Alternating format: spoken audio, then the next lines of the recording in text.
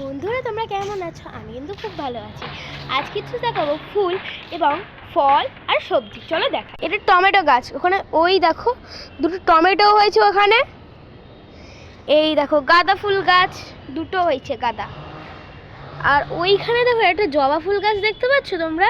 এই দেখো এখানে নিচে দেখো এখানে দুটো হয়েছিল জবা ফুল গাছ, একটা কিন্তু আছে আর একটা খেয়ে কুচি কুচি করে দিয়েছে।